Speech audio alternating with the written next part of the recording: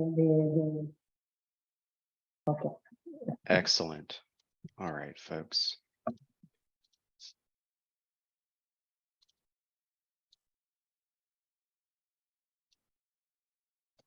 All right.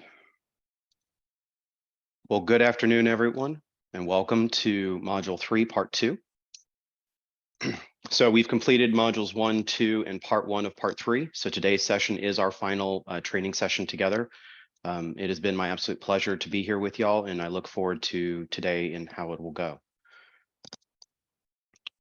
All right, so as Antonella was saying, we'll be focusing in 3 areas. One is researching competitors. 2 is at least my view of the outlook and assessment of where we go from here now that we've received most of this training. And then number 3 will be some of my go-to-market strategies based on some of the headwinds and some of the opportunities that we've discussed in this training and where I think that you might want to focus your efforts moving forward. Who is this training? Housekeeping as we get started. This is for European folks that are looking to participate in the U.S. public procurement process. You may be new to the U.S. market. You may have some experience. You may have experience on the private side, but not public. So really any level is this training meant for. It's meant for entry and mid-level introduction. There are some definitely in-depth concepts that we don't cover in this training, but this is meant to give you enough information to understand how to participate and where you might need to dig in for further research or help. A bit about myself, I've got 10 years of bidding experience, both on the government and private side. I did work for a Fortune 10 company here in the States running their commercial operations, so bidding for government contracts. I have been successful in winning them at the federal, state, and local levels. And I am based in the southeastern United States in the great city of Atlanta, Georgia. All right, some groundkeeping rules, questions and answers. This is your training session, so please feel free to interrupt me at any point in time. This is very informal, so if you've got a question, please ask it and I will do my best to answer it. If there is a larger concept or a larger question, I will ask that we parking lot it and then that we can be respectful of everyone's time, get through the lesson, and then as time permits at the end, go through and hit the larger concepts. Please mute yourself if you're not speaking. That way we minimize distractions for our fellow students. And then the intent, this is meant to be educational, informative. Your company may have specific needs that are maybe outside of this training. All right, so let's dig in without further ado. Researching competitors. So in this part of the lesson, we're looking to achieve 4 main goals.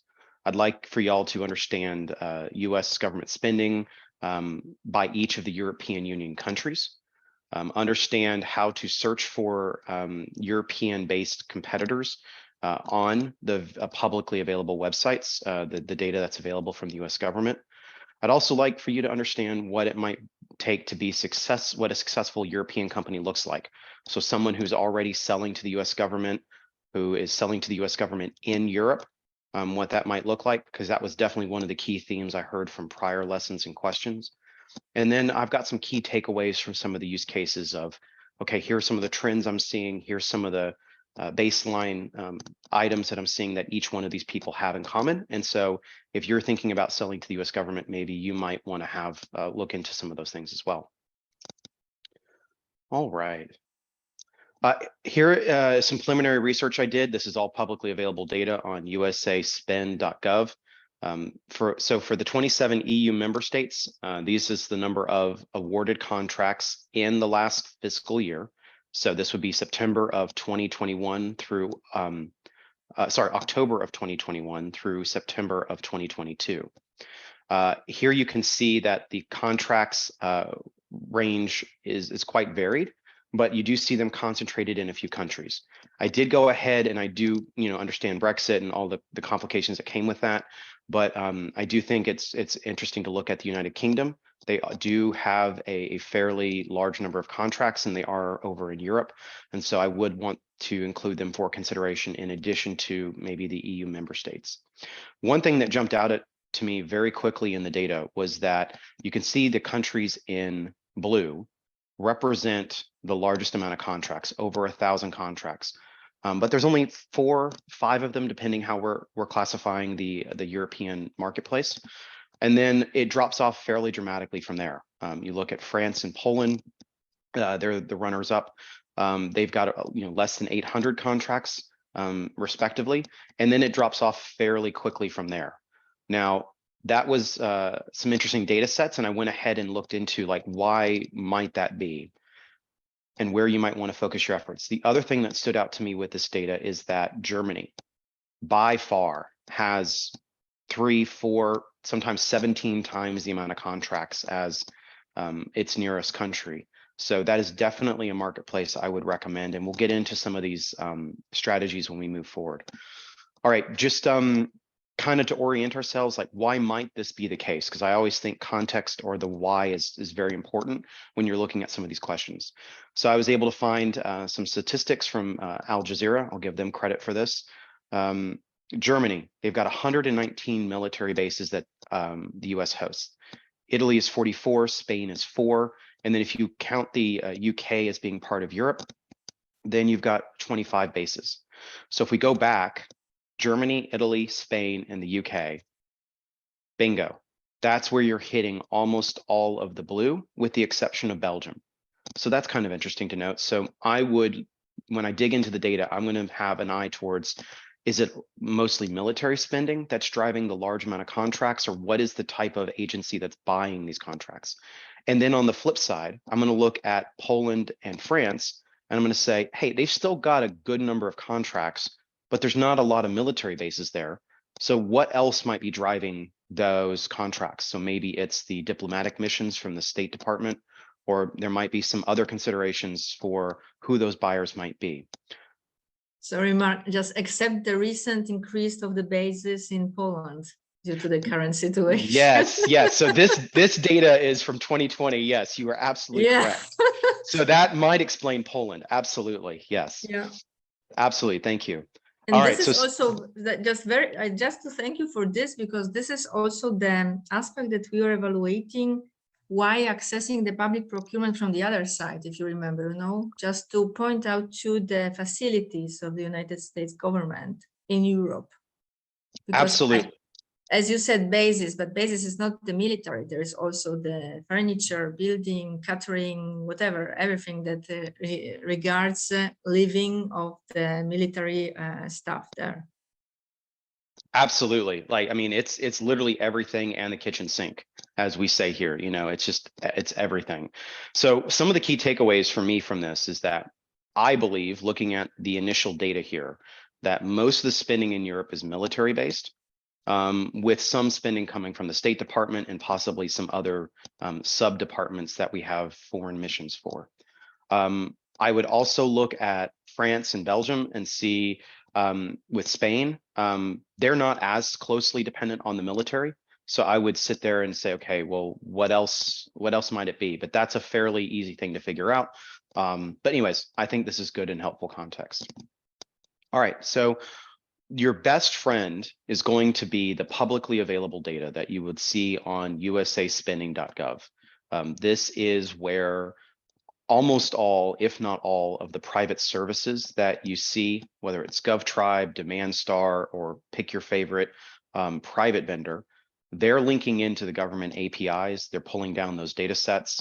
And they may have a sleeker, sexier, fancier way of looking at the data. They may be able to slice and dice it, different ways, but they're all coming back to the home source, which is going to be the spending.gov and other government databases that this has access to. So if you're not looking to spend any money, I think the usaspending.gov is an incredible resource and can get you most of the way to where you're going. So from here, this is where I'm going to run you through like how I would do a search. I'll do it here first, and then we'll actually see on the website. So here I'm looking at the filters. The search I conducted for this lesson, you can absolutely change and mix your parameters. But for our lesson and the purpose of today, I looked at spending over the last fiscal year. I looked at what's called the place of performance. So where did the work actually take place? It might be Germany, France, Italy, pick your country. And then I looked at recipient type. So what is the type of business? I first started with manufacturer of goods because I think that's what this consortium represents. But I also looked at another classification called special designations. This is where they put the categories that they're not really sure what to do with.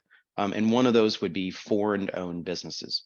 So if I can take this again up from the details to the high level, what I'm trying to accomplish with this search is for last year, I want to find out by country which contracts were awarded to companies that were not US based, that were not owned by United States citizens. So I think that would fit most of the companies, if not all of the companies within this group here for today. Any questions here about before we jump into it? All right. Oh, go ahead. Okay. And depending on the sharing settings, I just want to make sure the purple screen, the browser's coming through.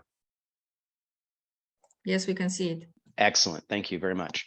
All right. So here, when you come in, you can learn about the website, you can explore, you can do all the different things that you need to, but this blue button is really going to be your friend here. And on the left, you've got a ton of different options that you can search by. But for today's lesson, I'm going to keep it simple. I'm just looking for last year. I'm looking for location. And here you can do place of performance or the location of the recipient. So many times, just because the work was performed in Krakow, Poland, does not mean that that agency that bought is from Krakow, Poland. Maybe it might be the US military command based in Ramstein, Germany, or something like that. So you can, but I go by place of performance. Where did the work occur? Again, you can select any country here. You can select all foreign countries or select whichever one you want. Let's see, I'll just choose France just because that's the one that popped up. You do need to click the add filter button, and you should see this little square down below, and you can add as many of the countries, all 3, 5, however many you want. Again, down here, I'm going to look at recipient type. So I'm going to look at, you've got all your different classifications, but for our purposes, I'm going to look at special designations. And there's a ton of them, but the one we're interested in today is foreign owned. All right. And then down here, I'll just bring to your attention the NIAC and the PSC, so the industrial classification codes, as well as the product codes that we reviewed in, I believe, module 1, part 1 or part 2, I can't remember. But this is where you can now, and I did, and we'll go through this in a minute, you can narrow it down by industry type. I believe y'all's is somewhere in the 33s or 50s. We'll see in a later lesson, but I'm not going to do that because I just want to keep the search going. So for France, last fiscal year, how many contracts were awarded to foreign-owned folks? And right now I'm seeing them pulled back as 755 contracts. Now, another term here, and we've covered this before, but I do think it's worth noting here. There's another tab called contract IDVs, indefinite delivery vehicles. So this is the type of contract where they say, I'm not really sure how much I need to purchase, but I just need to get a good price for it. And I need to have an unlimited amount that I can purchase because I just don't know. I'm building something that's super complex, or I'm trying to contract out, let's say, for the war in Ukraine, and I don't know when it's going to end. And I don't know how many bullets I'm going to need. So I'm going to do an indefinite delivery contract. So therefore, I'm covered for whatever I need. You can make sure you see that those numbers are there added together. Anyways, what I'm seeing is that the highest contract award was about $93 million, and it was given to this firm. We'll dig into the details, but this is essentially how I would go about starting to do my competitive research for companies that are within the profile of the folks within this group. Any comments or questions about how I'm getting to the data? All right. From here, what we're going to do is we're going to look at some use cases. So what am I looking at in these use cases? I'm looking for that they're incorporated, they're a European-based company, they're selling to the US government. Place of performance, the work needs to occur within Europe. A contract value, I'm looking at under 300,000. No rhyme or reason. It could have been $500,000, it could have been 100,000, but that just seemed like a good number for if we're getting started here. And then I'm looking for anyone who's offering a product, a good, or a service. And then I'm going to focus on the top EU countries for awards. So I might not, no offense to Poland, I mean to Finland, I might not focus on Finland. I might focus on Germany or Italy or Belgium because they have the most contracts. All right, so use case number one, we're looking at BB Government Services. So this is a firm that I doubt many of us have ever heard of. They are a general contractor, construction planning based firm that specializes in building living spaces and workspaces. I think this builds on the point that was made earlier today, which was that just because the bases are here doesn't mean that's it. There's all kinds of services that come along with that: housing, food, transportation, dry cleaning, entertainment, all the things that come along. People are people. All right, so here we're seeing that they're based in Germany. That makes sense. Year of incorporation, they only got started about 4 years ago, so they haven't really been doing this for very long. I thought this was an interesting data point. Their annual revenue is around $400,000. 43% of the revenue is represented by the US government. So what this tells me is that they got started and they were looking for a way to increase their revenue, and they looked to the US government for that. And it represents a pretty large part of what they're doing. They have less than 15 employees. I looked at their award profile. We'll get into that. They've gotten 2 contracts. So again, they're just started. They're doing some construction work for the military. They're not winning huge contracts, but they are winning contracts that represent a fairly large amount of their revenue. And then the system that they offer. So we're looking at a specific exhaust type system or vapor gas. So let's just take a look.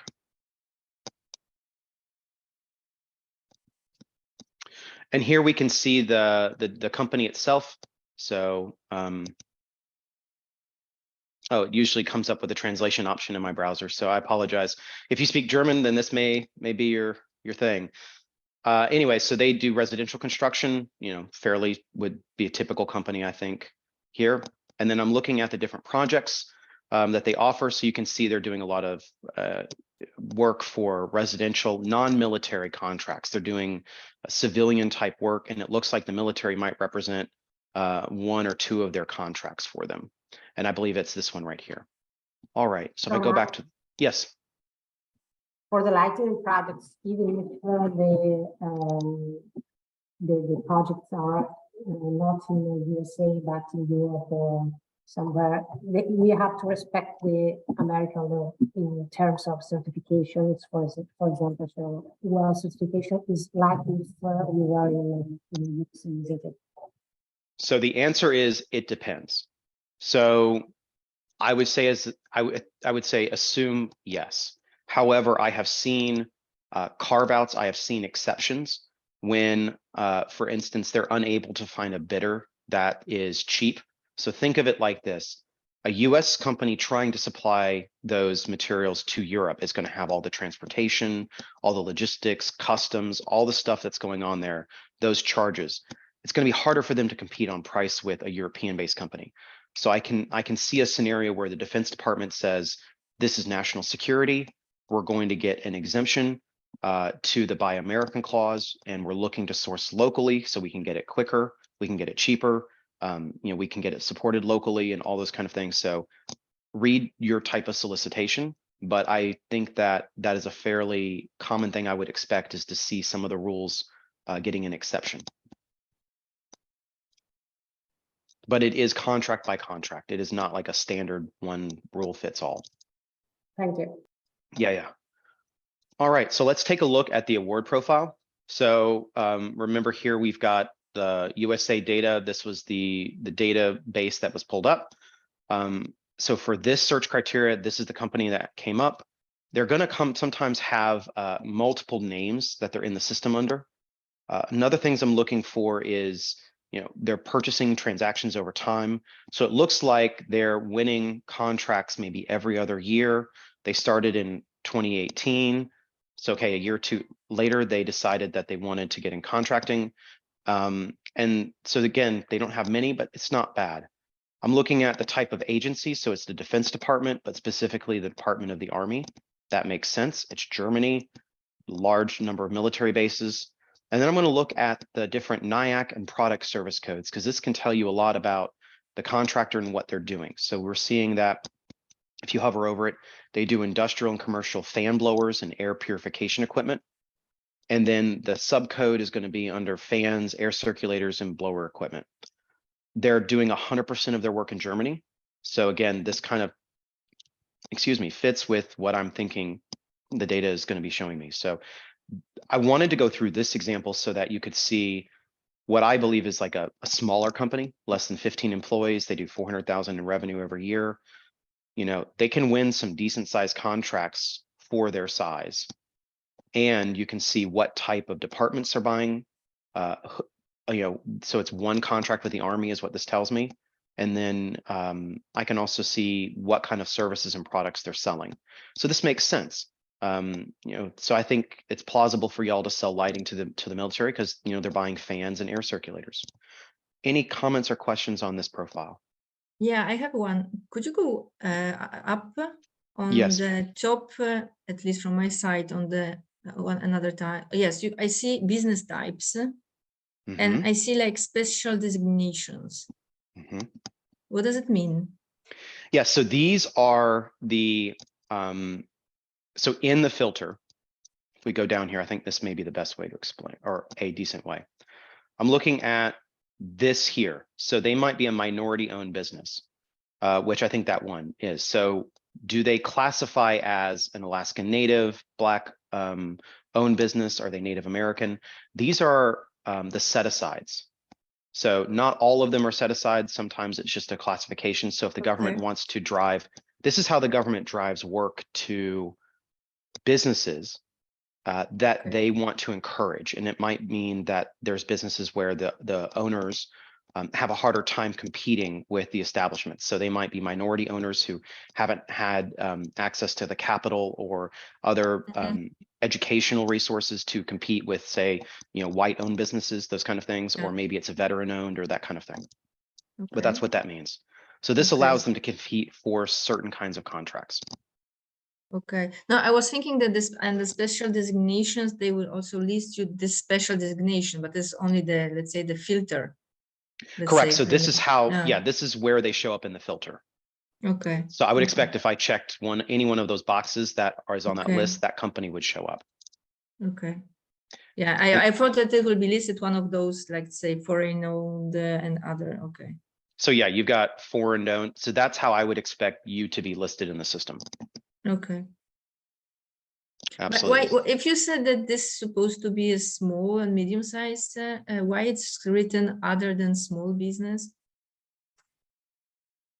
Very good question. So again, you can see all of these designations here.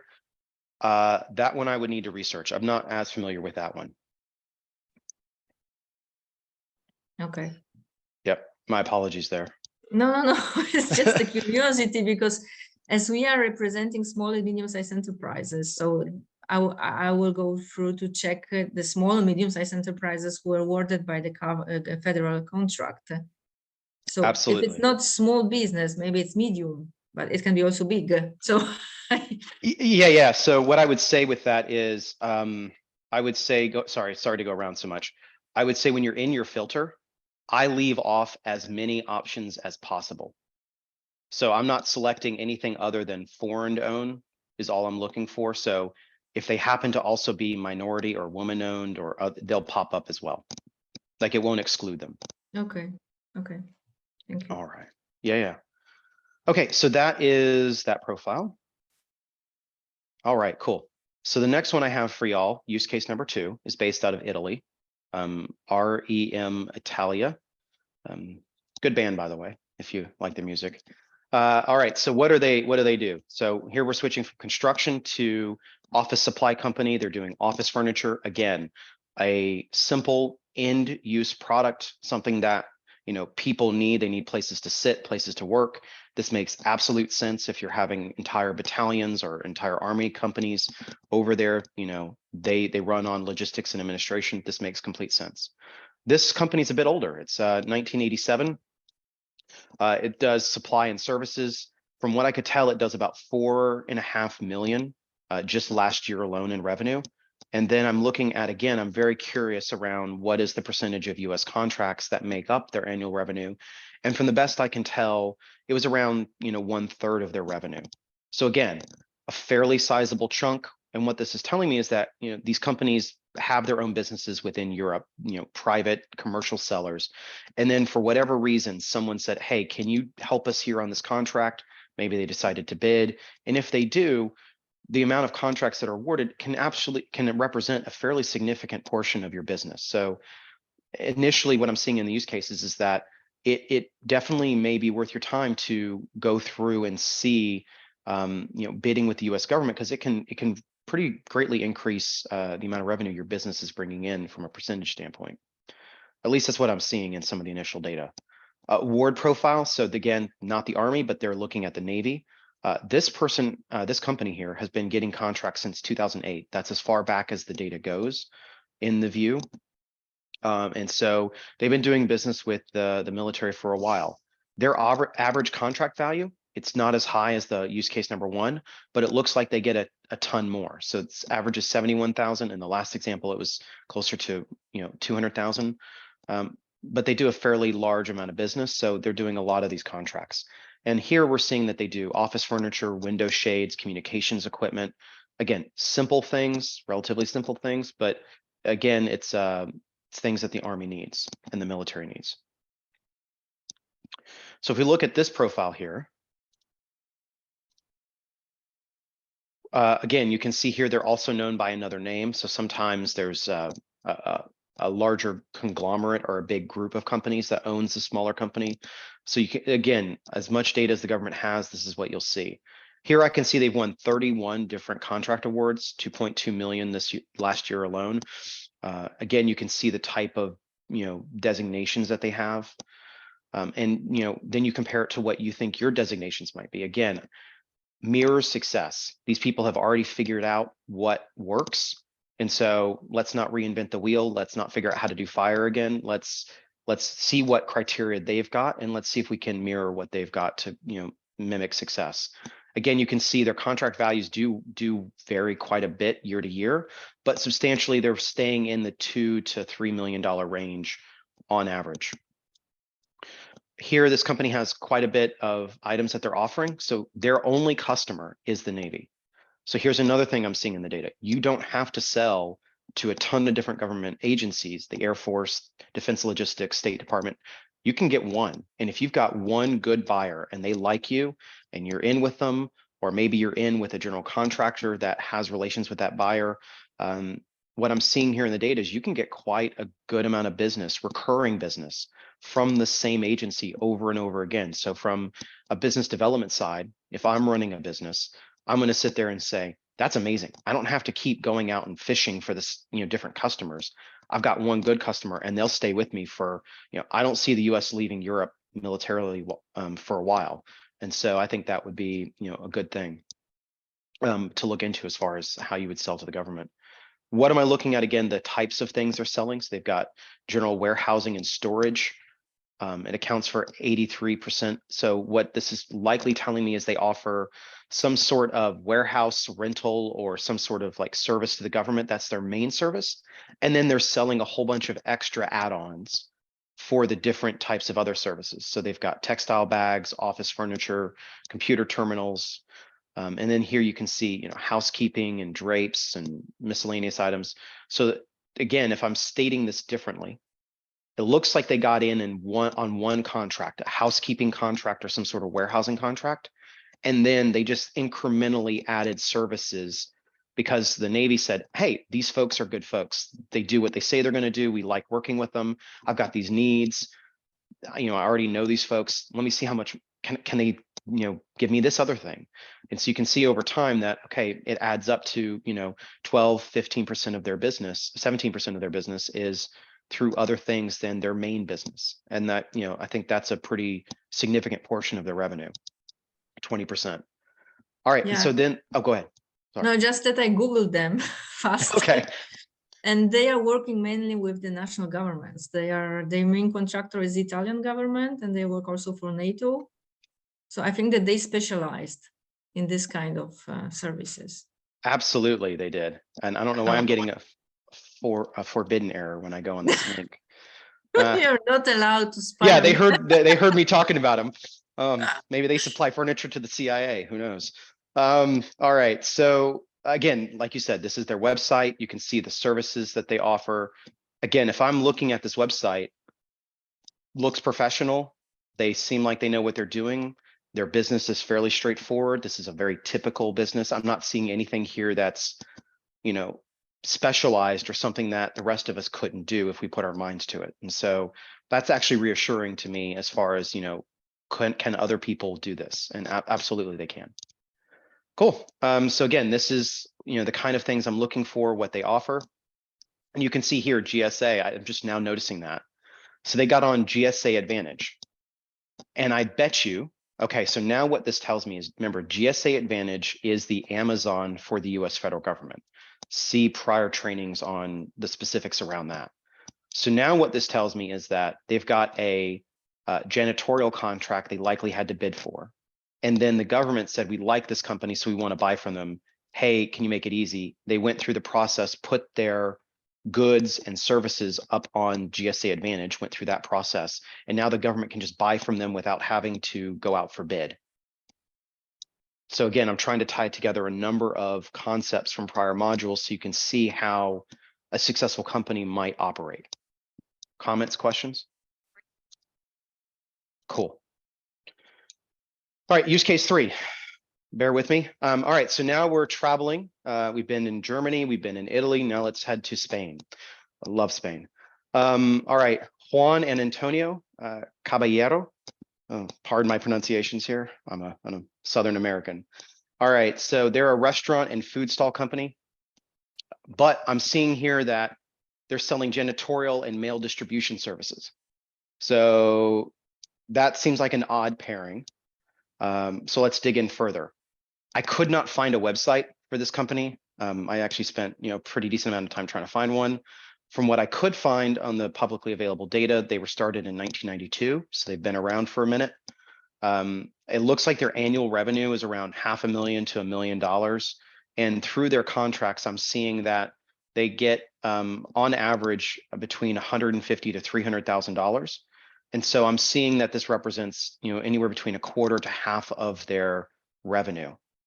So what this tells me is that they probably got started in the restaurant business, food stalls, supplying materials is my guess. They supplied materials to restaurants and food.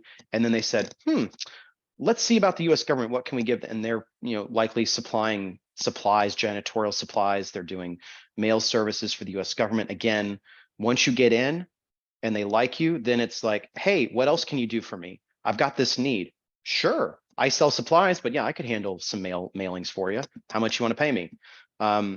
So again, I think you can see sort of the evolution and the profile and how companies may change what their initial offering is versus what they end up offering based on what the government wants to buy.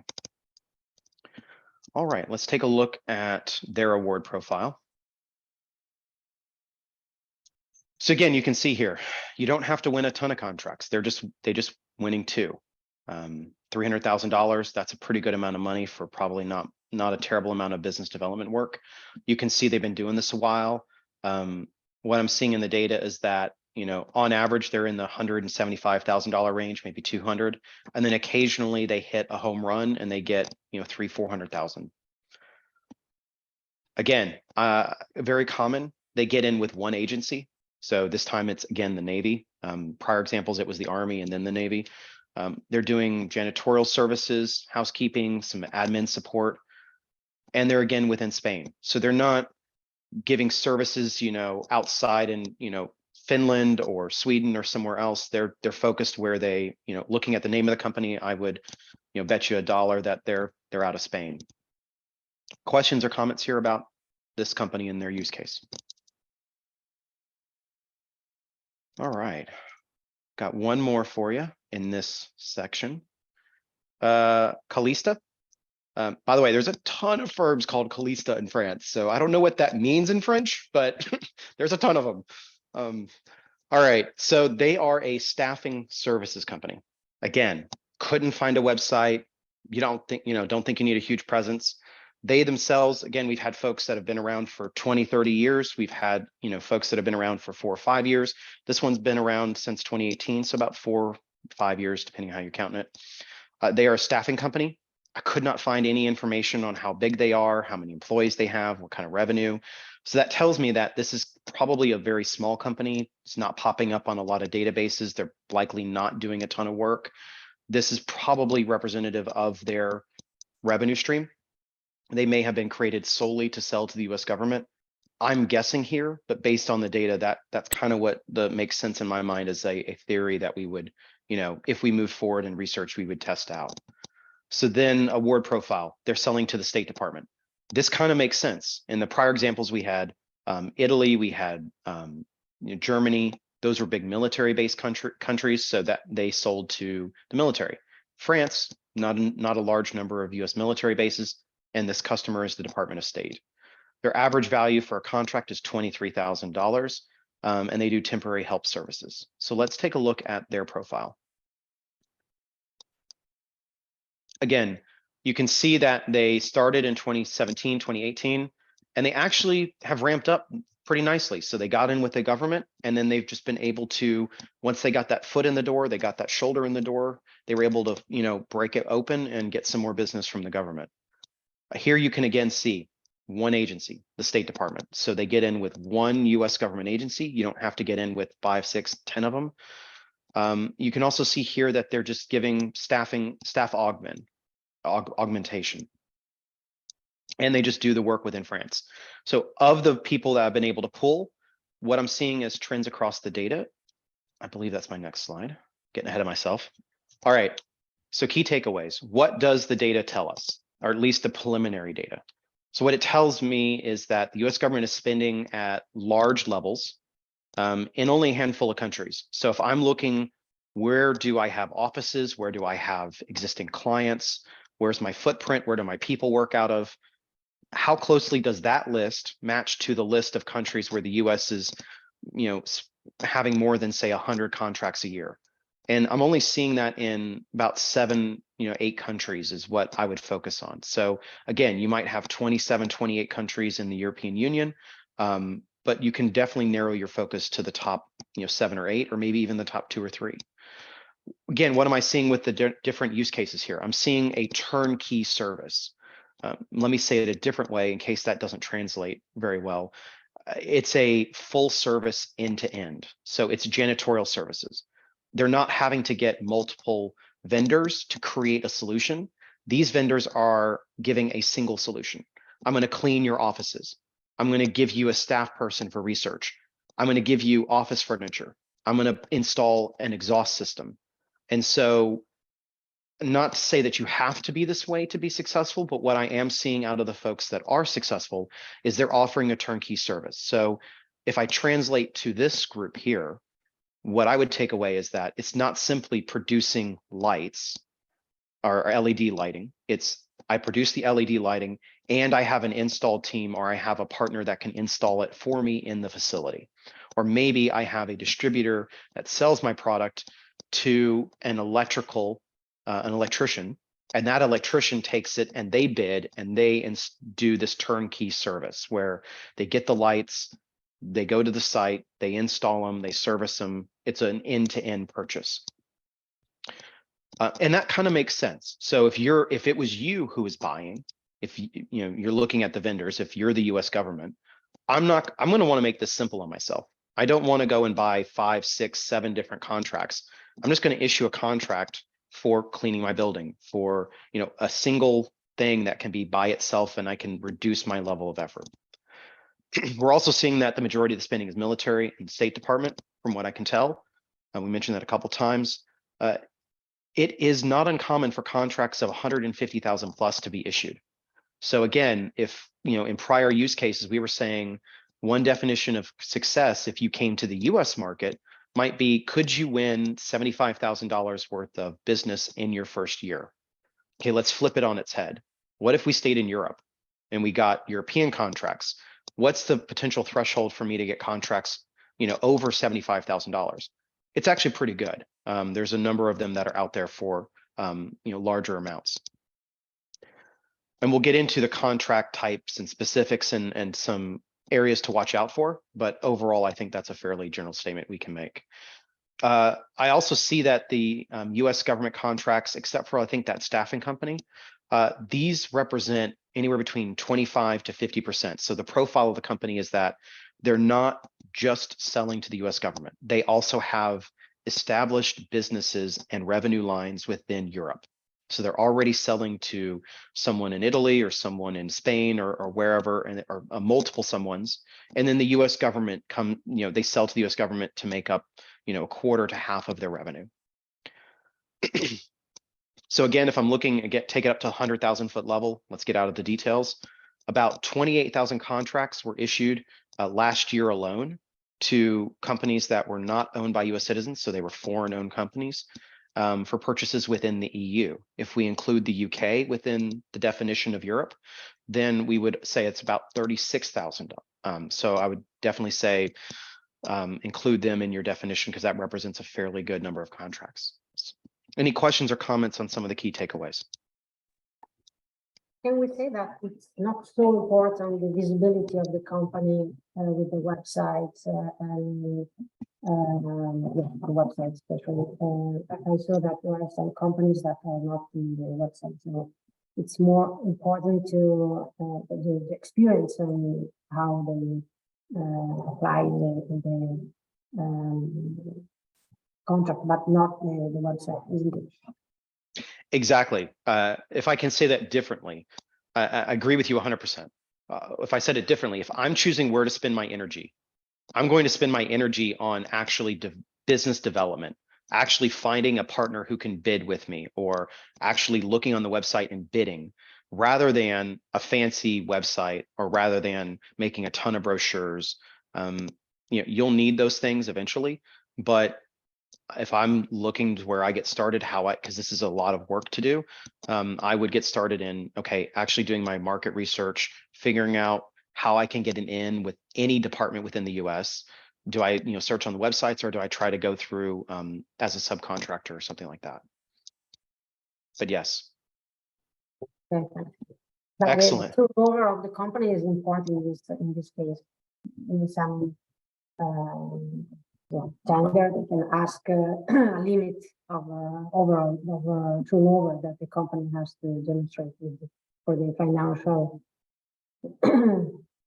assurance that the company is can afford the contract. Absolutely. So at the end of the day, what this tells me, the US doesn't care who you are. I mean, within reason. I mean, you can't be North Korea or something like that. But like, if you're a normal person, normal company, don't care who you are, what your background is, what you look like, as long as you are professional, you do what you say you're going to do, you will get work day in and day out. Like it'll just rinse and repeat. Okay. All right, so outlook and assessment. So we're moving from the first part of today's lesson into the second part. So these here, I will caveat, these are my opinions. These are the things, so please do your own research, but this is what I'm seeing looking at the data, and I welcome your input because y'all know your industry better than I might, but this is what I'm seeing specifically for the lighting industry within the government contracting systems. So goals out of the session, again, we've got 4. It seems to be today's magic number. Understanding from last year's purchasing, what does the lighting market look like in the EU? Understand what the lighting looks like in the US so that we can compare the two and see the spending levels and what that might look like. The profiles of the buying habits. Then the third goal is going to be the debt ceiling. That's a term here in the United States, why it matters for government purchases and why it matters to you, even though it is a domestic matter for us here in the United States. Understand key takeaways and how they can inform your next steps. All right, let's jump in. All right, so European Union sales. So when I'm going through the usaspending.gov, I'm using the search criteria. So I actually went in and I looked at the NIAC codes first, and then I looked at the product code second. I selected 3351. That happens to be y'all's industry code. There's about 4 different lighting subcodes here. The key takeaways here are that there were 20 contracts last year that were, and that's inclusive of the UK, if we're defining the UK as part of Europe. There were 20 contracts total. So this is your lighting to the US government. It's not anything else, just lighting. 10 of those contracts were in Germany. They ranged from $423 to about 211,000. I think that one was a light bulbs. So they're probably replacing every light bulb in the barracks. And they've got 9 contracts that were above 25,000. So let's take a look at that. All right, so here you can see in my search criteria, what I'm doing here is fiscal year 2022, so last year. We're looking at all of the countries of the European Union. And then I'm looking at foreign owned. Oh, wait, is that link incorrect? I apologize for that. Anyway, so I just, that is the summary. That's why I do the summary in case the link doesn't work. But that is the link for the NIAC codes. Now, if I look at product codes, so again, I think it's helpful to look at things with as many filters as you can, going through individually and seeing how it changes the data, you know, because sometimes the government may classify something as, you know, a different number than what it might mean to you. And so you want to try to, you know, look at things as with many different lenses as possible. So here I'm trying the product code. Y'all's is 62, 6 codes for lighting. We had a lot more contracts, 156 contracts for last year. And again, their range, you know, started about the same at the bottom, but it was almost double. And there were 30 contracts over 25,000. So again, I'm not terribly excited by these numbers. This tells me that, hey, if I want to sell direct lighting only to the US, there is a way for me to do that. There absolutely is, but they're not that many. They're few and far between. And so, that's what that looks like. And so of the 28,000 contracts awarded to foreign-owned companies within the EU, so, you know, not looking at the UK, you got almost 0.5% of those were awarded, a little over that. But that's what you can think of as like your total market, the size of your market, if the only strategy you're looking at is selling lights directly to the US government. And then I would say too that I'm looking at sales numbers. So you've got some contracts for $300. It's not worth my time and effort, but I've got other contracts that are a lot more. So if I'm saying 25,000 is my minimum threshold to justify business development and my time and activities and all of that kind of thing, I'm looking at about 39 contracts at most each year within all of the EU, not just Germany, not just Spain, but all 27 countries that were awarded to foreign-owned companies. So again, not huge numbers. Does it exist? Can it be done? Absolutely. But if this was my only strategy, I might not be successful. Any comments or questions here on the data?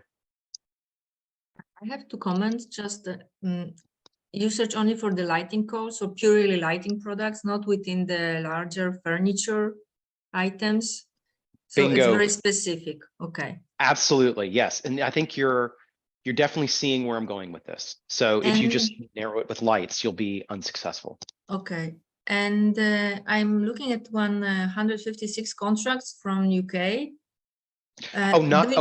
Not UK. It's inclusive. So meaning that. Okay. I understand that it was only from UK. No. Okay, Yeah. no, because I started thinking maybe because they have similar standards, you know, that's what they. Okay, no, I'm wondering if they bought that much lighting, you could probably see them from Europe. Okay, so it's like cumulative with all the EU members, including UK. Yep, all of Europe plus UK. Okay. Yep. Okay. Excellent, great question.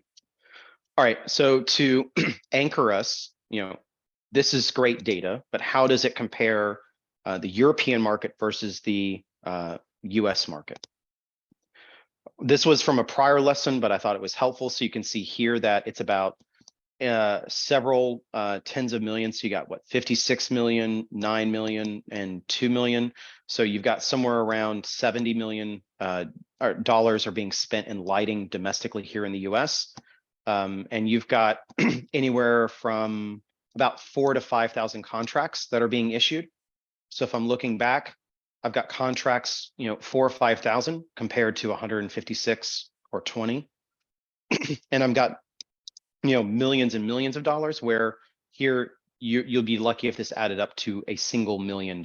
So if I'm comparing selling directly to the United States versus selling directly to Europe, the European market is a much smaller market than the domestic US. And that makes complete sense.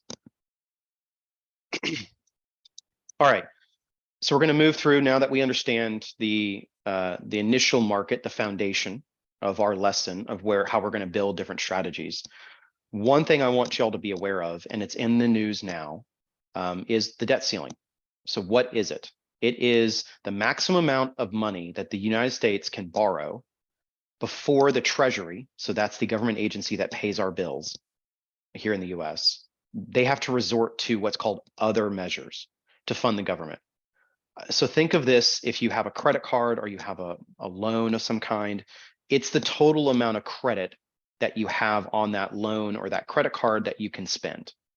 Once you hit that limit, you're not going to be able to purchase anything else. You're not going to be able to do anything else. That's essentially what this debt ceiling is. It was first enacted back in 1917. So think, right before World War I. Most recently, it was increased in 2021 by Congress.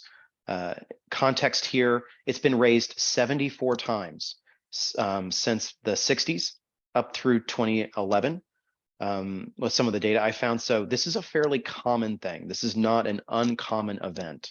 But one thing to know is that when you have divided government, and what I mean by that is not people fighting, but what I mean is the Republicans control the Congress, the House of Representatives, the Democrats control the Senate, and the Democrats control the presidency.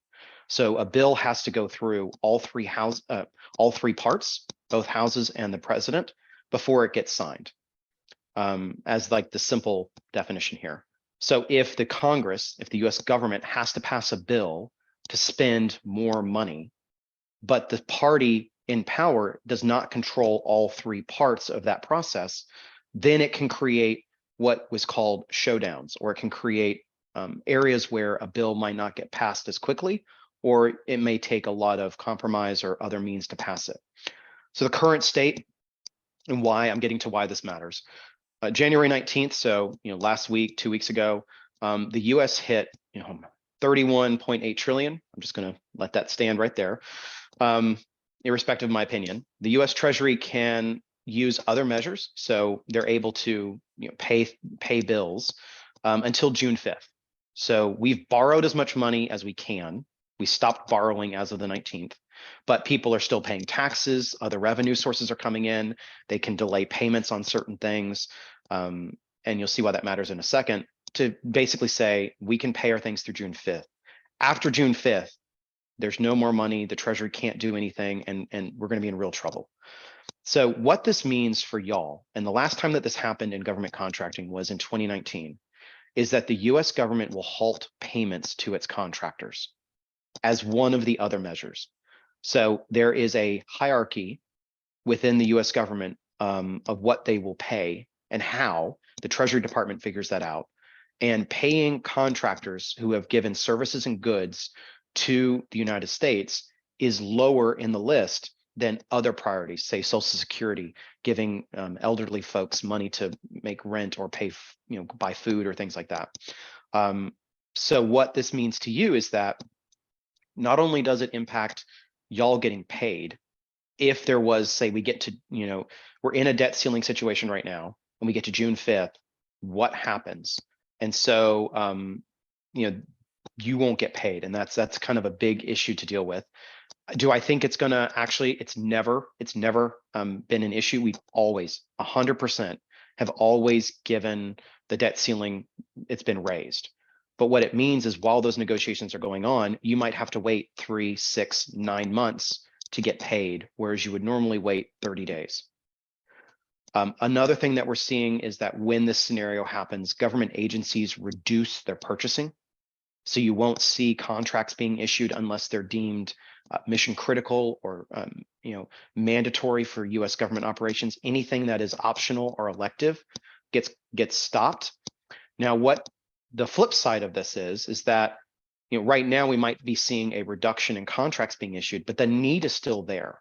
So as soon as this gets passed, I would expect to see an upward trend, a fairly quick upward trend of contracts being issued. Said differently, I would expect purchasing to be shifted by several months until budgets are approved. This doesn't happen often, but it is a concept I wanted y'all to be familiar with so you could understand cash flows, potentially why you're not seeing contracts for a period of time, those kind of things. Any questions or comments here? All right. All right, so my outlook and assessment. So this is the first of two parts of what I'm seeing in the data and what I think is going to happen. So if you're looking at the US domestic market in lighting, what we have seen over the past 3 and 5 years, respectively, compared to the spending last year, we're seeing spending down across the board in all of the categories related to lighting specifically. Anywhere from like a quarter to almost 3/4 in some cases of spending being reduced. So again, take it up to the high level. I'm seeing the US market become a shrinking marketplace for lighting if they're just buying lighting by itself. Now there may be reasons for this. Maybe they're putting lighting in other contracts and you've got to find out what other contracts there are and the spending levels are the same. But for me, this would point to, okay, I need to do more research. Is this actually a reduction in spending?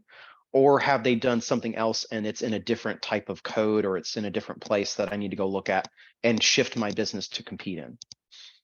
So if I'm looking again at selling in Europe as a manufacturer to the US, so there's possible opportunities here. So if you're in Europe and you're wanting to sell to the European Union based United States agencies, then it's about less than 1% of contracts are awarded there. And you've really got 40 contracts. So again, direct sales, not a huge thing. So key takeaways for me is that the US, I believe to be successful here, you would need a reseller or a distributor model would be my recommendation.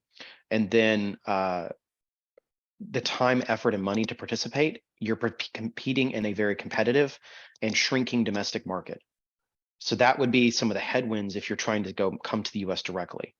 If you're selling to the EU, it's possible, but you're not going to get a ton of sales is my thought if you don't try a different strategy. All right, my assessment. Is all hope lost? Absolutely not. Where there's a will, there's a way. The US is buying lighting, don't mistake yourself, but we need to get creative. So let's put on our thinking hat. Our first theory didn't really work, so let's figure out something else. But when we're figuring out something else, it's, I think, important to understand why our first theory didn't work. Again, the why is important. Market fundamentally changed over the last 3 to 5 years. I think all of us are familiar with some of these headwinds, but I think it's worth stating. There's a work from home trend. So less use of offices. If we're not using offices as much, we're not turning on lights, we're not building new spaces. The need for lighting goes down. There's issues with making them. I probably don't need to explain to anyone here, supply chains. COVID-19, the lockdowns and everything related to that. Things cost more, so inflation.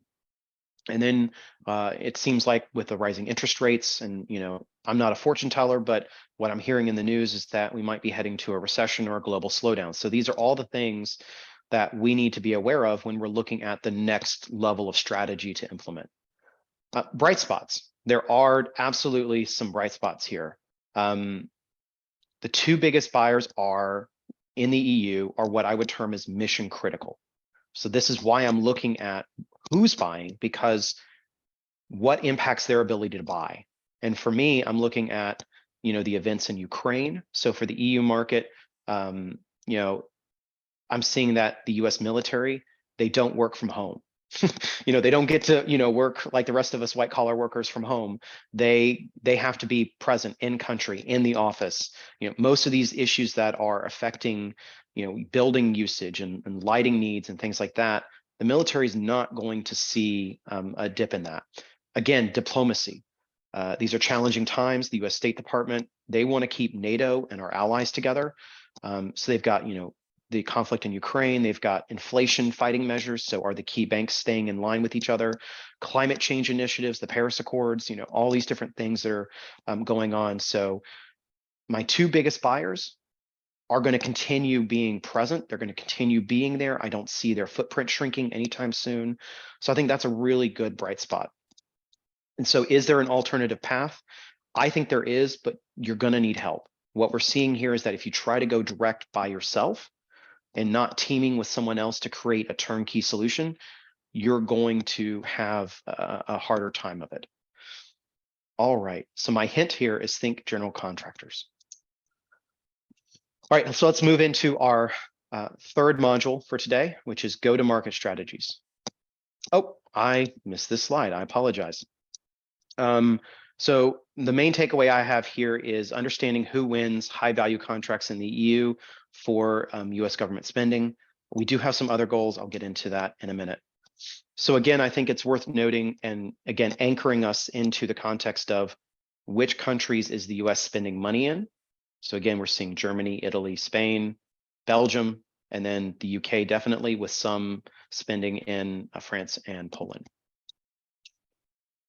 So I have two use cases here for you today.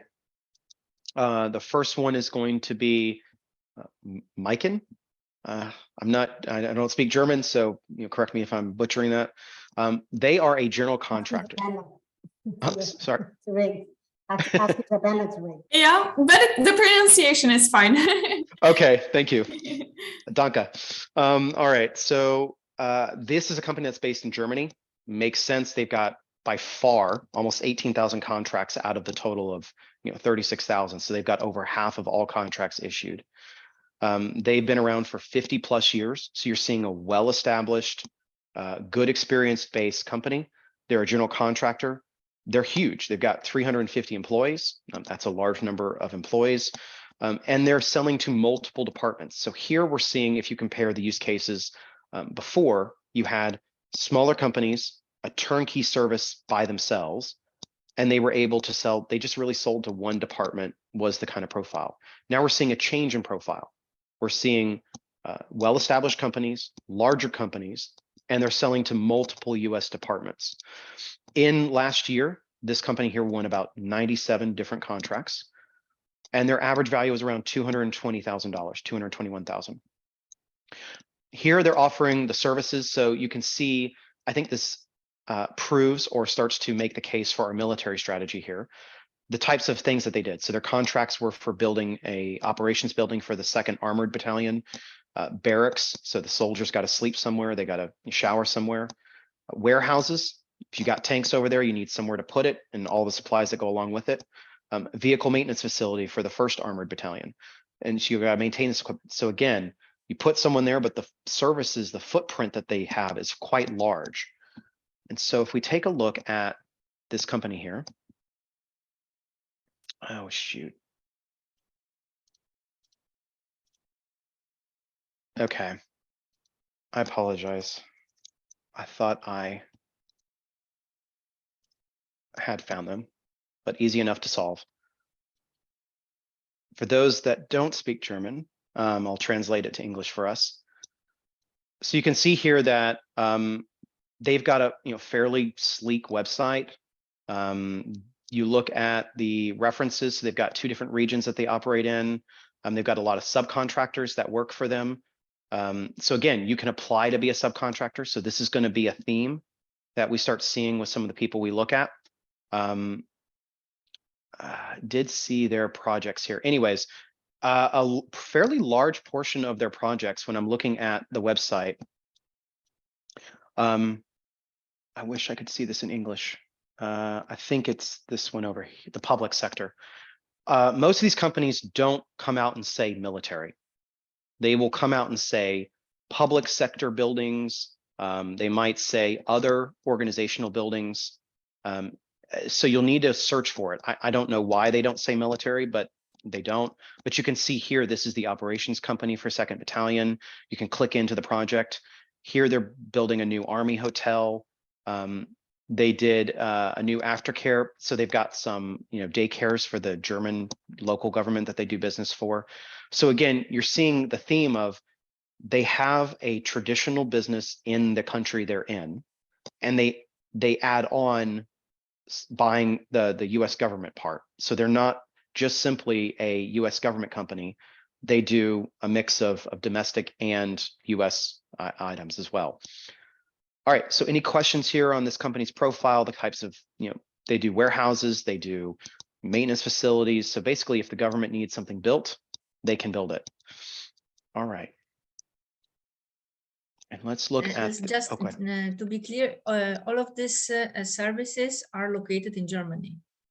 Absolutely, yes. So that's where now we get into their spending profile. So here I can see the 97 transactions, $21.5 million. You can see here that I'm seeing in the data, it's a little bit of feast or famine. So not to say that 21 million is famine, not by any measure, but when you're looking at 43 million, you can see a variation of up to 50, 60% in their annual revenues when they're looking at what the US government spends with them year in and year out. So you can see the data is kind of all over the place, but there is a more or less trend around the $25 million line. On average, they can expect in any given year. And we can see 21.4, pretty close to the average. And then what you're saying here is, are they doing business only in Germany? And the answer is yes. So you can look at the countries down here, and 100% of it is in Germany. Yep. Okay. Excellent. And so then if I'm looking at a general contractor, someone I might want to partner with, or maybe one of the subs I work with could partner with them, I'm going to look to see, do they do any electrical work? And I'm seeing about 2% of their work is in the electrical space. So light switches, lighting, all the things that might apply to this trade group. You can see, 2% of $21 million, $22 million. It's a pretty decent number. And that's just one general contractor that we're looking at. And again, I'll point out they have more than one agency. And what you're seeing here is that the majority of their work is for the Air Force, but about a third of their work comes from the Army. So again, it's a pretty healthy percentage. They're diversified across different agencies. So if there's spending level cuts or changes in spending by department, they can adjust and work there. This is, for example, listed to the type connected to the typology of the base they are serving. Because I noticed the same connection with the Italian company that was selling to the Navy. Why? Because they are in Napoli, in the Naples. Where is the biggest Navy base in Italy? The American Navy base. Bingo. So that's why addressing two different departments, because one is the Army, so I suppose the general that covers, let's say, the bigger part, and then there is Air Force because there are some specific requirements. The same for Navy and so on, right? So if I want to sell to the base that is like Navy or Air Force, I don't have to only address Department of the Army, but I have to look for the specific department there because they are different requests. They are not connected. This is something that I don't really understand, because if the Department of the Army is not managing all the purchase from the military for the military, or it's then, I don't know, giving part to the air or leaving some parts to the Air Force, one part to the Navy, one part to, I'm losing a bit the connection. So why two departments? Why not the General Defense Department? Yeah. So it is the General Defense Department. So here you'll see the awarding agency is the Defense Department. So that is who issues the contract. They will issue the contract on behalf of all of their sub departments. So if we go back to all the examples, you would see the main buyer was the DoD, the Department of Defense, but who was actually having the need or where the work was performed was on an Air Force base, was on an Army base. But the agency buying, who's spending the money, is the Department of Defense that they roll into. So the contract is signed with Department of Defense? Yes. Okay. Yes. And that is because the military is so large, it represents such a big portion of the amount of money that's going out that they can have their own purchasing agency. So if you look at the civilian agencies, Department of Agriculture, Department of the Interior, Department of Education, they might use GSA that we've covered in prior lessons. But the military, they've got 6 different branches now, if you count Space Force. And, they've got all the sub departments, Defense Logistics Agency, and, there's a ton of them. They all roll up into the Defense Department, and they've got their own needs that would be different from the civilian population. And that makes sense why the Department of Defense would purchase separately from the civilian departments, because their needs are different. Cool. I hope I answered your question. Yes, thank you. Excellent, excellent. All right, I think we've covered this use case here. So there was a second one. I looked at Italy. Again, I just went by the numbers where the numbers telling me to look. We looked at Germany first because they had the most, and Italy had, I think, the second most. Here we've got Gruppo ICM. They are an industrial company, mainly operating in the construction space. So the types of construction that these general contractors do may change, whether they're building a barracks or a hotel or a school versus building a military building like a maintenance facility or a runway or something else. They've been around for 100 years. So the prior company was 50, this is 100. What I'm seeing here in the data is that the larger companies, the larger contracts go to the companies that have been around for a while. If you're a new construction company, the chances of you landing a $20 million contract are probably not as good as someone who's been around 100 years. Again, we're seeing that they are selling to multiple departments, the Army and the Navy. We're seeing, again, a healthy number of contracts, so 35 contracts, definitely not 97, but the spending profile within Italy is very different than Germany. It's about, I believe, 1/5. So they're actually punching above their weight. They're doing pretty good for the amount of money the US is spending in Italy. $78 million, nothing to sneeze at. And their average contract value is 2.23 million. So again, this is telling me that when they do get a contract, it's a fairly large contract. They're building probably for a whole building. So if we look at the last lesson, lesson 5 that we had, we talked about the prime and the subcontractor model here in the States. Very similar concept, I believe, would apply in Europe, to where the lighting, and we'll get to this in a minute, my conclusions. I believe that a lot of the lighting purchases are being hidden or being part of much larger construction contracts, and that makes sense. Why would they buy lighting separate when they can just go to a general contractor and give all that responsibility? And they're not just buying lighting, they're buying paint, they're buying drywall, they're buying carpet, they're buying flooring, whatever.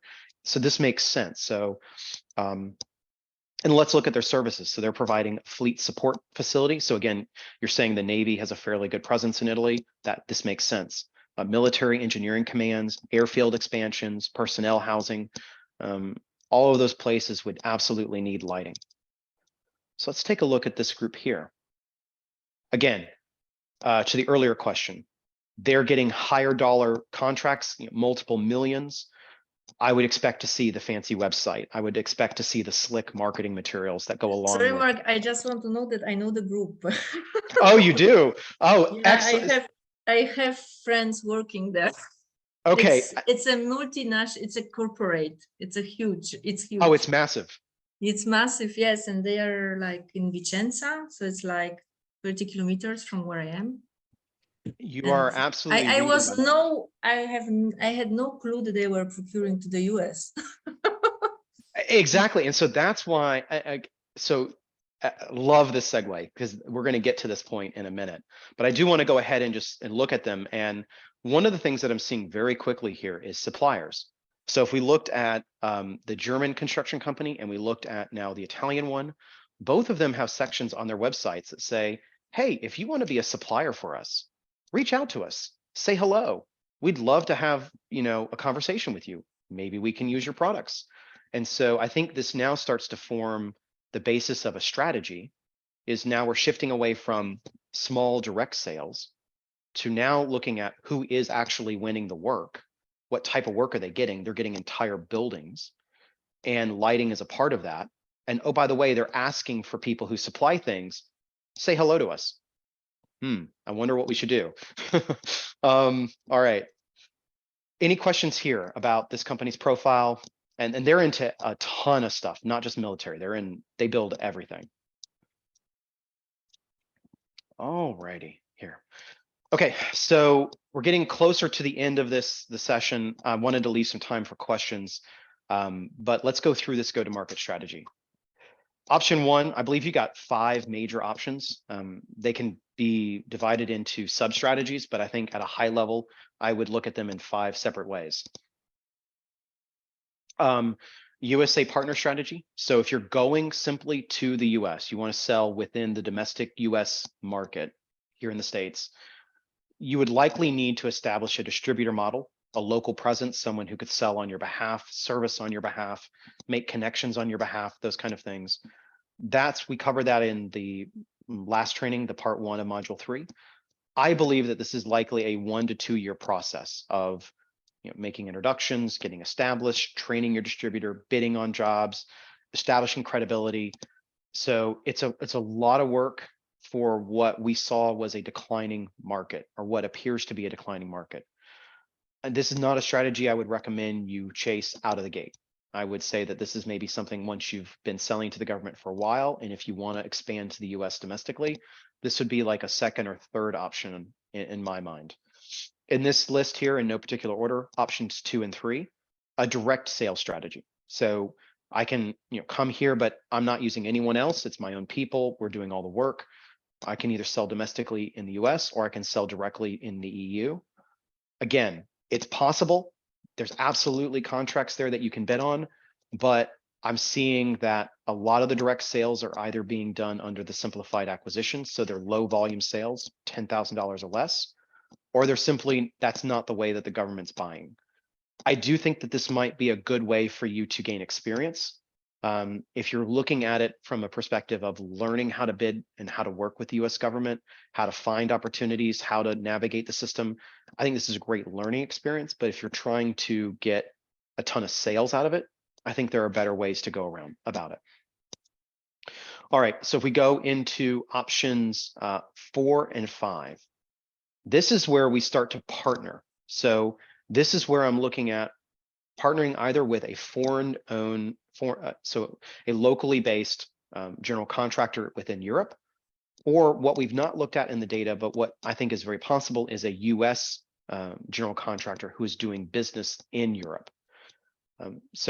And we'll look at some of the strategies here within this. And this is what I think is your best option, given what the data is saying and given the evolution of this training and where I think the market is at this point in time. All right, so one is I would search the USA spending.gov. I've shown you in this lesson some of the filters to use, what kind of things I'm looking for, how you might search, but I would create a short list of general contractors, maybe the top 20. I wouldn't necessarily limit myself to country just yet. I would say, for all of the EU plus the UK, who's actually winning work as a general contractor and who's winning the most amount of dollars. And I'll focus on my top 5, top 10, top 20, but I got to start somewhere. I would leverage your existing networks. So who are the folks that you trust? Who are the folks that you work with? Examples of this might be your sales channels. So if you're manufacturing lighting and you use a local retailer, a store, supplier, distributor, who might they know? What is their network beyond yours? So, what can you use or leverage from your existing sales channels? Another example might be existing projects. So maybe you don't use a sales channel, maybe you sell direct, but you sell to general contractors or to subcontractors, and they go and they build the building. Well, if I've already got existing relationships, like say for instance, Antonella, I believe, said for the Italian group, if you know those folks, great. Like your foot's already in the door. They're already winning work. They already know who you are. And so your barrier to entry is greatly reduced. Not saying it's a slam dunk, but it's definitely a lot better than if you don't know them. And then last, it doesn't hurt, just cold call, outreach. If you don't ask, the answer is no. You'd be surprised what the answers you might get if you actually, reach out and, ask some people. So from your list of general contractors, maybe your top 20 here, and maybe you don't know people, or if you do, you've used them, cold call and get to know them, consider their projects. And again, I'm going to go back to ICM as the example. They make it easy for you. Apply, go through their process. They've got established portals. So for me, this is kind of the best strategy I would pursue. Now, this is where I turn to you, because you know your industry way better than I would. What are y'all's opinion of strategies 4 and 5 and some of the sub strategies here? What do you think of these?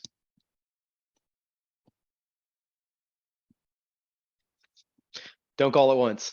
No, just not to be too pessimistic. I think the 4 and 5 are the only one that in some way we can carry out, because the general contractor seems to be the best solution, and maybe not only those working in the EU, but also general contractors for our sector in the US, because if I'm not wrong, the main, I suppose that the main contracts in lighting goes to the big players, so that are usually European companies, but they have their American companies in United States. So their branches, they like I don't know, Philips US, Ostrom US, and so on. So I think this is the only way to approach it. And the fact that you showed the companies, the general contractors that work with the federal government in Europe for the bases and so on, and that they are looking for subcontractors. It's something, you know, that I thought that is like more top secret search. It's not like publicly on the website, just send me your offer.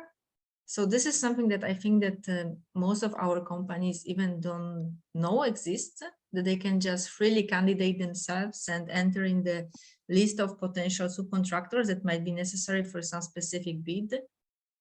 So this is something that for sure, it's important to share with the companies, because when they speak with them about the public procurement, say, oh gosh, I even don't try it in my country, you know, because it's so complicated. Why am I supposed to do it overseas? Absolutely. So if I may build on some of these things. So I think your observations are spot on. The other thing is that these companies do a lot of work outside of the US spending. And so one takeaway is that it might not only have the effect of winning business from the United States of the spending we do in Europe, but you could also increase your domestic business. Because if I'm a general contractor and I like working with you, you make my life easy, I make money off of what I sell on behalf of you, I'm going to do business with you every day, all day. And it's not just going to be with the US military. I'm like, hey, we had a great experience on that airbase. How about a school? You know, in Munich, one of the suburbs in Munich needs a school. Can you help me with this? Yeah, absolutely. Exactly. Yeah. Yeah, just to enter the network, you know, just to enter in the contact with them. And if you are not selected for the public procurement in US, you can be selected for the private project somewhere else. Yes. And if I can, again, link a couple of concepts that we've done in these trainings, in my mind, at least, if I'm reaching out to, say, this company here in Germany or this one here in Italy, and I am a supplier and they choose not to go with me, I would employ a debrief strategy. I would say, hey, thank you very much. I respect your decision. Just like if it was a bid here in the United States, ask for a debrief. Why didn't you select me? Was there something else I could have done better? And learn from that experience, or maybe that is your opportunity to change your offer and actually win the business. Yeah, cool. Exactly.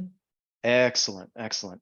And then the other thing I would say is that I think that this could be a great way if you leverage your existing network, or you cold call.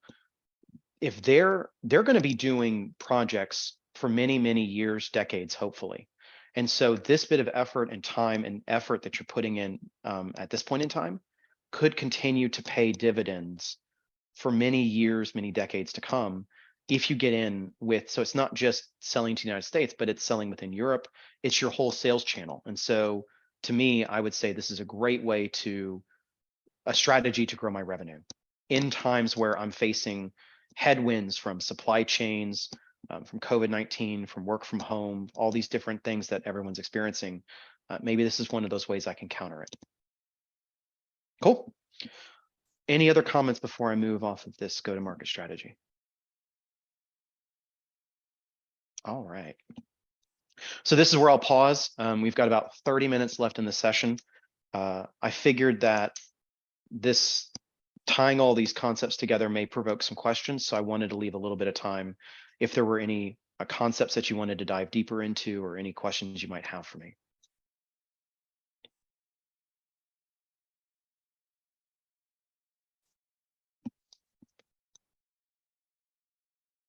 Okay. All right, so let me just take a little bit of your time here. This is one thing that I do, and I've really enjoyed working with y'all. And so if you are interested in taking the next step, I would be very pleased to work with you. I do offer services around business strategy, RFP reviews, drafting, general business support when you're looking to do some of these efforts, maybe bidding directly or looking to establish relationships. You can find me at my email address here, mark@sensibleevaluation.com, or you can visit my website and you can contact me through there. And referrals. So maybe you don't have a need, but if you found what I gave here today to be useful, if you've got friends or colleagues that might also find this useful, I would just say, if you could refer me, that would be absolutely amazing. All right. Thank you, Mark. Thank you very much. Oh, you're quite welcome. And then again, I want to say that it's been an absolute pleasure teaching this course. The questions have been amazing. You guys have been a great group of folks, and I do wish you all the best. We will need it. You say that, you say it, but I think that in this we're very quickly showing which areas to not focus your time in and where to spend your valuable time. And I think that there's absolutely ways forward here. And it may not, and again, the other thing is, I want to say that, yes, you got to put in a little bit of work, and it may take 3, 6, maybe 12 months. But I think if you put in the work over the next year, you could find yourself in a very different place. Exactly. No, thank you for showing different scenarios, because they are not so easy to imagine if you don't know, if you focus on the public procurement, you think usually about the very standard procedures. Mm-hmm. Like you are prime contractor and you have to deal directly, and then you do not consider really the subcontracting part that might be the key in this case. So this was something that in our position is the best way to follow. Excellent. And this is my ignorance to the European business model. So I know how the United States subcontractor and construction industry works. I'm guessing that the European, it's very similar. Very similar. Excellent. Case. Excellent. Yeah, it's very similar. That's why also in the European Union, and in particular in Italy, like I suppose in Spain, in France, and in Austria, most of the small, medium-sized enterprises, they even don't try to go from the public procurement in their own countries, because first of all, they think, no, it's too complicated. Even without trying, they said, no, it's too complex. I don't have time. I don't have resources. Yeah. And because they also have this idea that in any way, the big contractor, the big player will take all. And this is why we have this kind of project, because the European Union, the European Commission, who is founding these initiatives, is trying to push the small, medium-sized enterprises to get a bit out of their safe place and say, but at least try to learn more about the process, so maybe you can discover that it's not so terrible. And this is what we are trying to do. But it's it's not very easy with the small companies that maybe are not very tech savvy. They are not selling advanced products. They don't have niche products. They say, okay, but I'm selling lamps, I'm selling furniture. Where I have to go with this? It's nothing innovative. It's just a chair to sit. And I would have 2 comments on that. I would say that the first one is that I don't think you have to be complicated. Like, these folks were selling office furniture. They were selling janitorial supplies. And the other thing I would say is that let the general contractor do the work for you. They're the ones doing all the bidding. They're the one with the relationships. So if you get in with them, they're going to take on a larger burden of the contracting work, the compliance work, and they'll let you know what you need to do. So for me, in many ways, it's a much simpler strategy than going direct. The other comment that you made that sparked something in my mind was around safety. I actually think getting out of your comfort zone, getting in with the US government could actually be a really good strategy for being safe, because the military spending isn't going down. The diplomacy budget, it's a decent size as well. And that could be a really good hedge against any sort of downturn in the European market, is to have steady, because the troops are there. They're going to wear down buildings. They're going to wear down lights. They're going to need replacements. And that could be a real steady. And we saw in many of the examples, 20, 30% of the revenue of the company came from US contracts. And so if you're able to have a baseline of revenue that's with a stable buyer Yeah. in these kind of times, I think that's really good. Yeah, Anyways, exactly. Okay. just say yes. Just say yes. All that to yes. say yes. Yes. Yeah, I can only agree with what also Marta said. It's the same for here for Austria. So when we talk to the SMEs here, they say they are struggling a lot to find qualified staff, professionals, or workers. And also they are struggling with the rising prices. So they actually just focus on the national market, and I think they miss a little bit the opportunities internationally because they don't have the information or the support. So I think like it's very cool that we can kind of give this initiative to the companies here. Excellent. And I will say, I will be working over the next week or so to be developing a document that is for this training. So outside of the videos, it will be a document comprising the material that we've covered here. But if there is, for instance, if on those strategies, if you have specific questions, if you want me to do maybe a step-by-step or like go into more detail around strategies 4 and 5, then I'm happy to do that to give you a little like checklist that if you want to give to your members or something like that. Yeah, for example, how to become the you remember the example you showed that first the company was bidding and then it was like directly contacted by, so they have the GSA, how they did it and how to pass from somebody who is like applying for the first time and then enters as a let's say how you call it, as the contractor, as the Yeah, the supplier. GSA, the GSA, yeah, exactly. Yeah. So this is, I think, very important because in this case they are not bidding anymore; they are just directly contracted. Exactly. Mm. So I think we covered that in a prior lesson, the GSA advantage. Yeah. But I can go into more detail in the written document around how you would actually, at least some high level steps of go Exactly. here, look at this, read this, do this. Exactly. Thank Okay. you. Absolutely.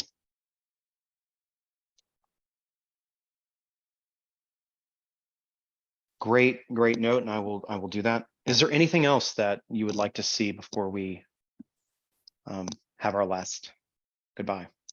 Well, I'd like to thank you very much, Mark, and it's been a pleasure actually listening and grasping all this information from the training. And I guess we just need to also look back and maybe if we have questions later on, we can contact you directly. But thank you so very much. It's been really helpful. My pleasure.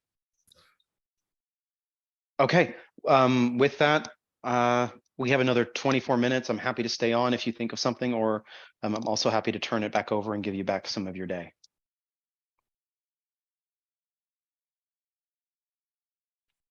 No questions from my side for now. I guess if there are no questions, we'll let you go too.